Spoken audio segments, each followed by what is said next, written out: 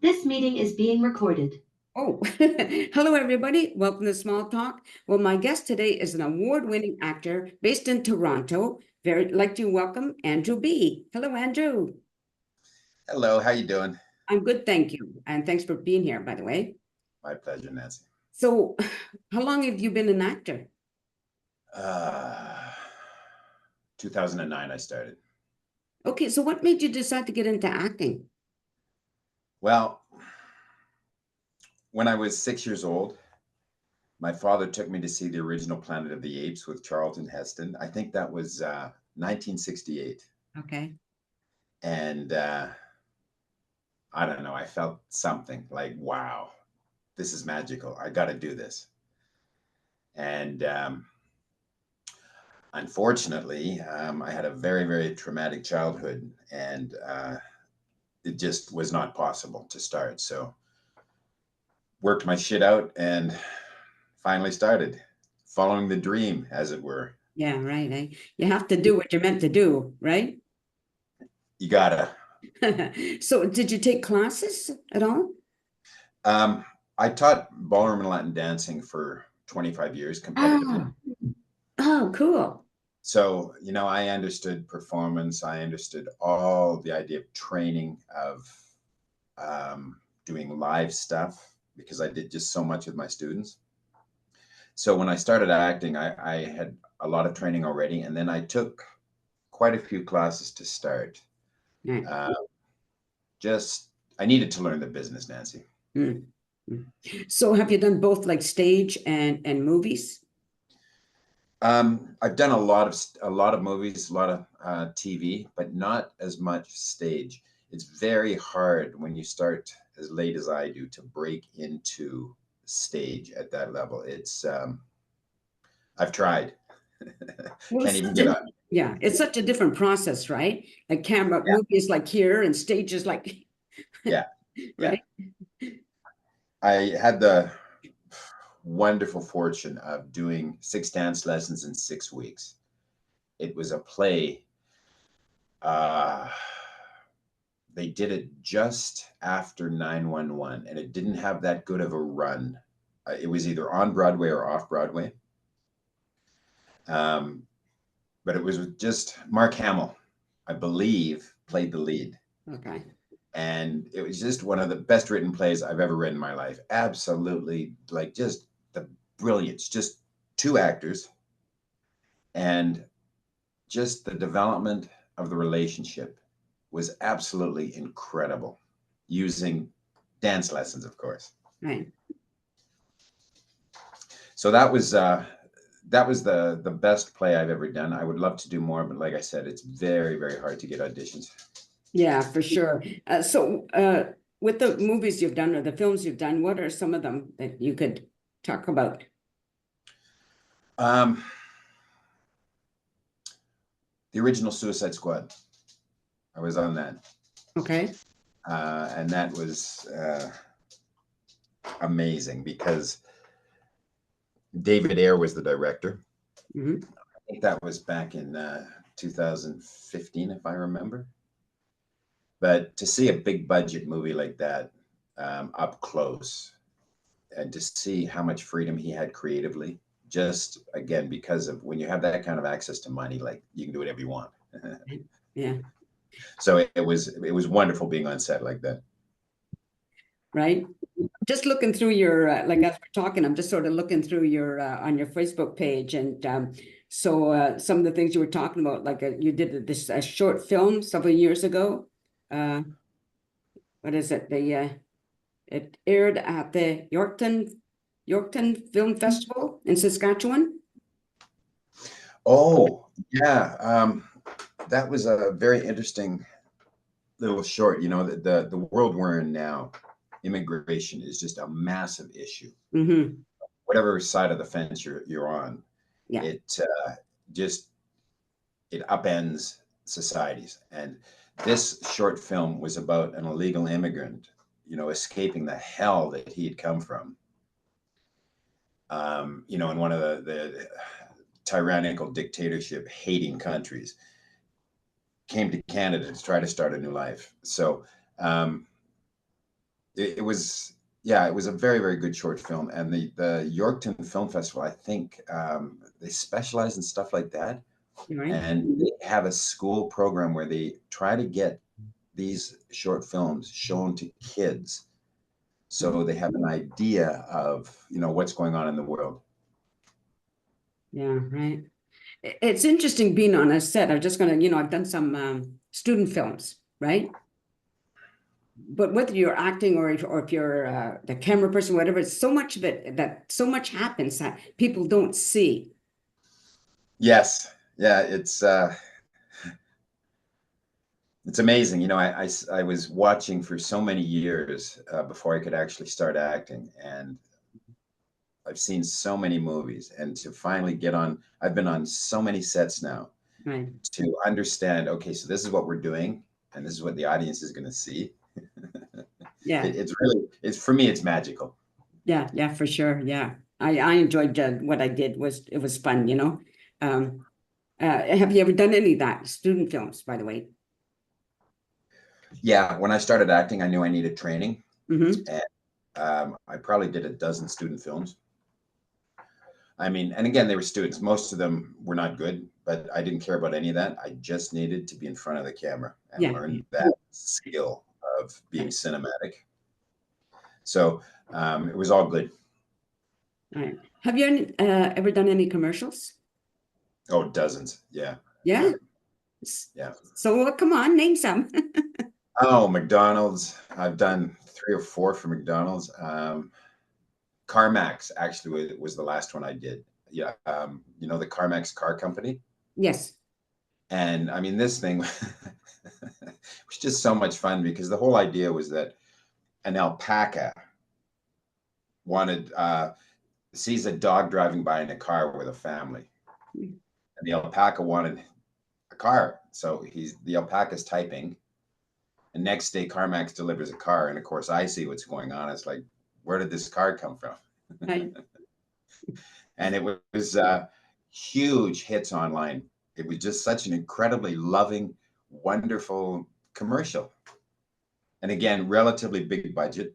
Mm-hmm. So, and we shot just when, oh God, COVID was winding down, I think. Okay.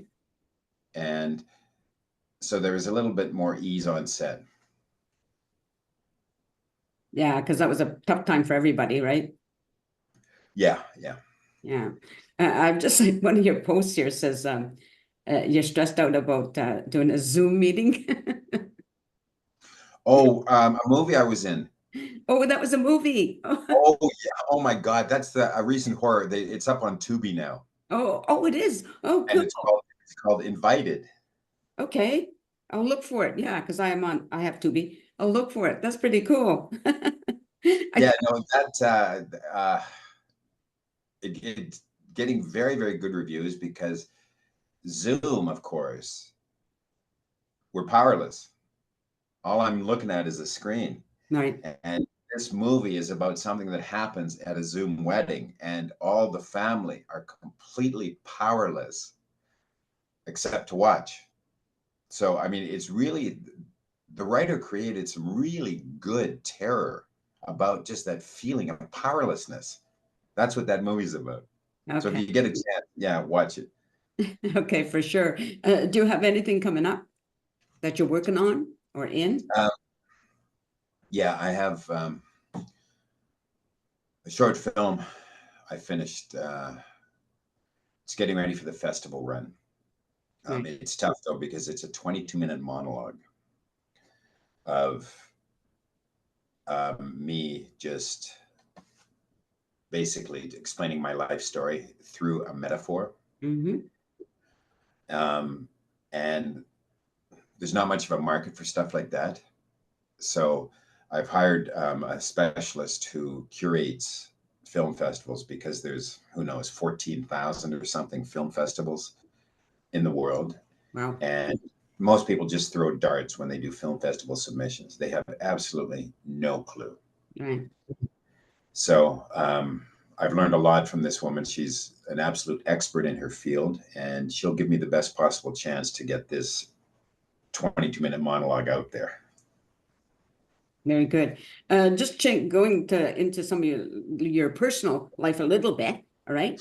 So one of your posts that said that this was on the 23rd of this month, no, of last month. You went back to Calgary for the first time in 25 years. Yeah. What I said earlier, I have a brother and a sister. I'm the middle one. Mm-hmm. I was the sensitive one, the middle kid, right? Yeah. And the way we were raised, we were judged and compared with each other growing up. And that is just never a good thing to do to kids, because as adults, it does not bode well for relationships really of any kind. And if they are, they're usually very dysfunctional Mm-hmm. and extremely unhealthy. So Calgary in Alberta was just terrible for me. It was nothing but negativity growing up. My Right. childhood was absolutely horrendous. So my brother and sister stayed there. I moved to Toronto and just lived our lives. And there's no animosity there. It was just what was done to us. You Yeah. know, when you separate kids, what do you expect is going to happen as adults? Yeah. So my sister was retiring. She's had an amazing career as a dance teacher for the school board in Calgary. Okay. She actually created the dance program for the Calgary School Board 25, 30 years ago, and just taught thousands, hundreds of kids the love of dance. And she had a great career. So she invited me out because she was retiring. So I thought, you know what? We're all in our 60s now. Why not? Yeah. And it worked out beautifully. Oh, that's nice to hear. Thank you. That's really nice to hear. Like, because I can relate to some of the home life, and certain places very toxic for me. Yes. But I keep trying, and it's after a while you got to realize that either it's going to work out or it's not going to work out, and you have to move on with your life, right? So, but I'm glad it worked out for you. That sounds really lovely. Well, I had a lot of,